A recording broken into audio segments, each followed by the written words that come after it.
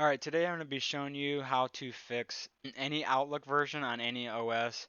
IMAP not syncing just the inbox. So to fix this issue, we need to open up our control panel and find Mail.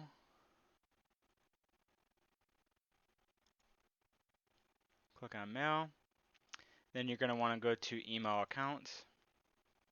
Click on the email, hit Change. Click on More Settings. Go to Advanced tab.